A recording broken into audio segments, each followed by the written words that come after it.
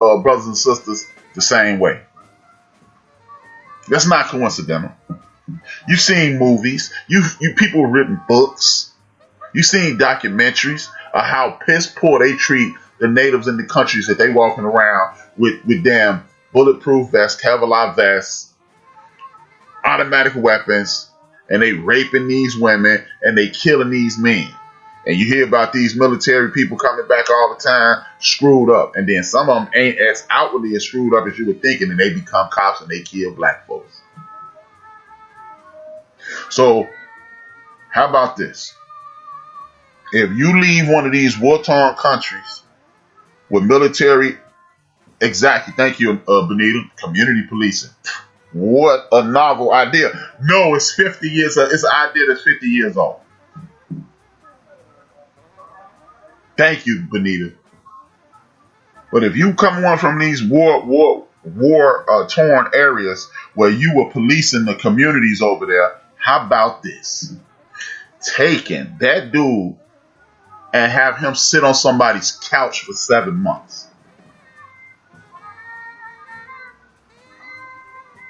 And then make him go to college.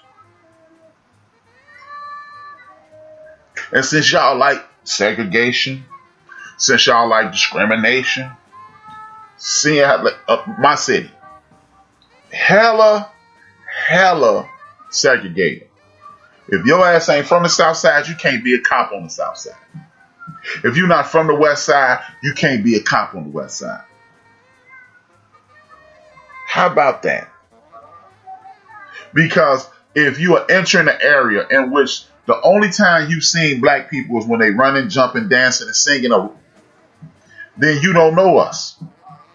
If you've never had an interaction with black folks, and I don't mean, we were at the rec center in college, and he was the only black dude there, so we picked him on the team.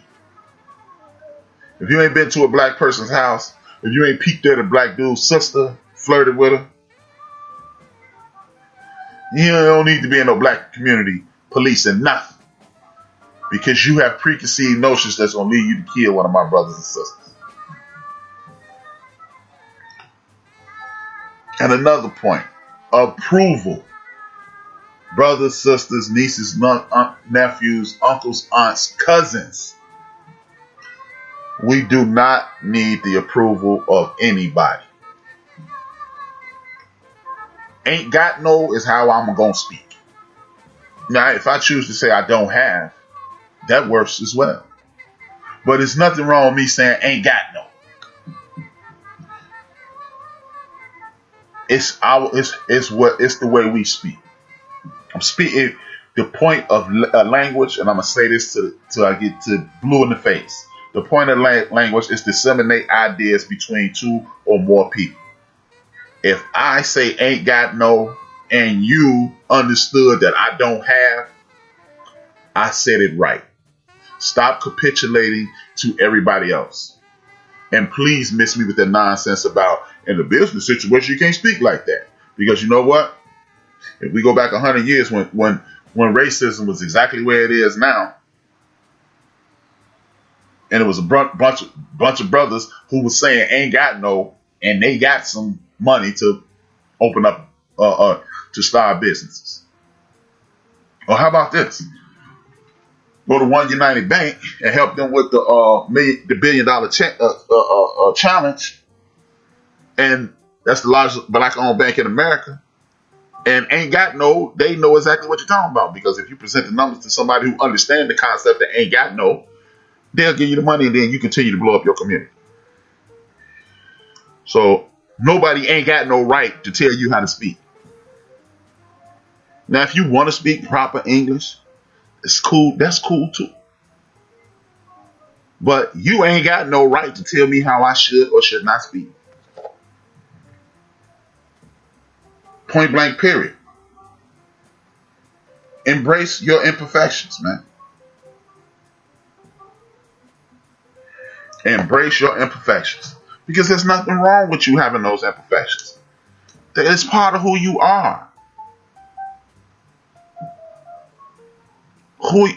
Another thing, this whole I don't give a damn if you burn down your city. I really don't. I don't care. I don't care about the Foot Locker. But you know what's even better than burning down your city? Walking past them damn stores. Walking past those stores. See, it's one thing. I always use the analogy of relationships because most of us have been in relationships in which the other person has annoyed us and we didn't want to be bothered with them, right?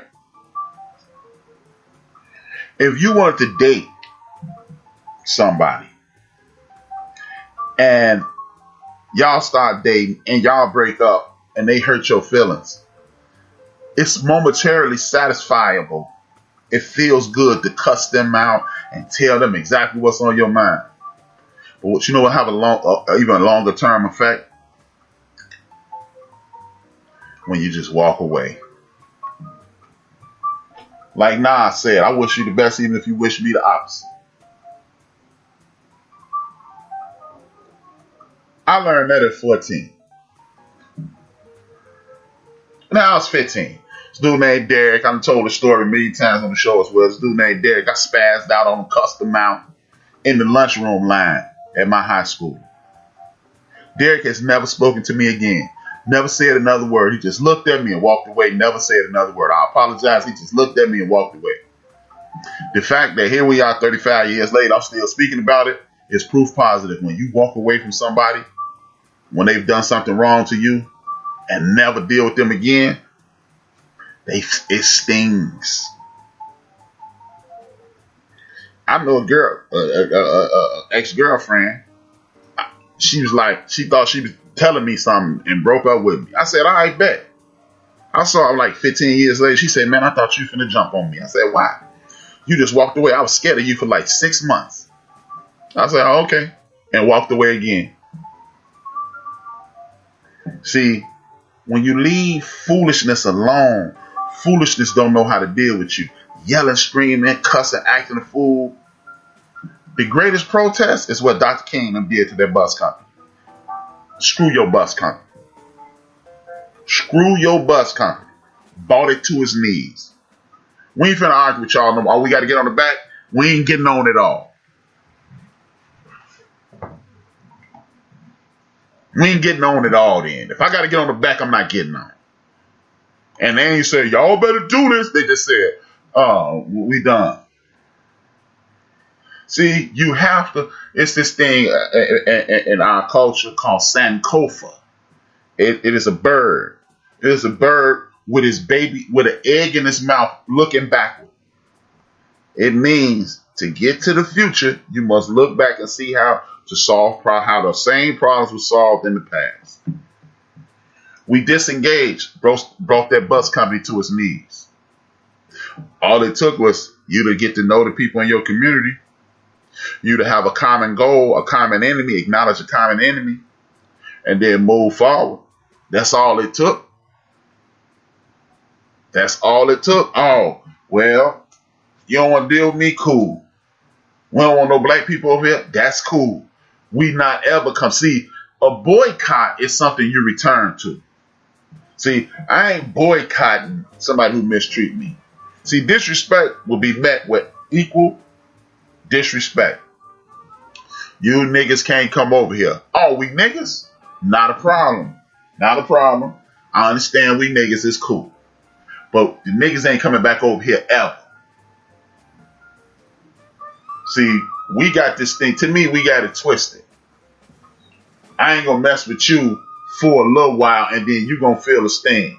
Like, even though I've never purchased anything Gucci in the history of me being on earth, but I wouldn't buy a Gucci bag. Gucci couldn't put a commercial singing my praises on TV and say, we're gonna sing you Gucci.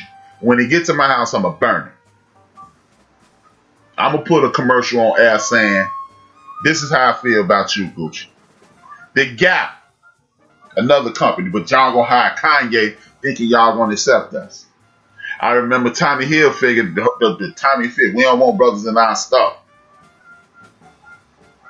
If you brazen enough to come out your mouth and say something negative about my community, then cool. I ain't got to argue with you. I'm not accepting your apology. We will not be cool in a year, in a month, in a day, in an hour. We're not going to do none of that. I'm just done with you. Forever. If you disrespect my community, I'm going to treat you like you punched my mom in the face. And there it is. When somebody disrespects our community, we have to leave them alone forever. See, because when you leave them alone forever, then they understand the severity of their offense. See, if you punch somebody's mom in the face, you know that's the end of whatever you and that person had going on. Ain't nobody in the history of the world gonna let you punch their mom in the face and deal with you. You could be the biggest rumpa pum bum in the world, and somebody punch your mom in the face. First of all, they should die. But if they don't die, if you don't eliminate them, then you should never, ever deal with them again.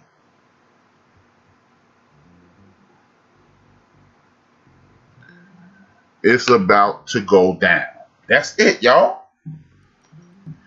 All right, you're going to disrespect me. You're going to disrespect my community. Cool. I'm done with you. Like being mad at Daniel Cameron. For what? He rolling with the people who got him there. He dancing with the people who got him there. Candace Owen. I said I would never say her name on here, but I'm for this purpose, I'm going to say it. I'm not mad at her. She's a damaged individual, but you can never come over inside again. When y'all let Omarosa back. No. When the other team fire you, you just independent now. Y'all could be on. It's three teams: oppose us, against us, and suckers in the middle. If you suckers in the middle, you against us because at some point you was rolling with them. If you're going to take a political stance, then that means you didn't do your research and you were against us, and anything can turn you back there. So if you ain't doing enough research to be on our team, we don't want you. I saw the light. Okay, well, you start doing work on your end, and you really don't need our help.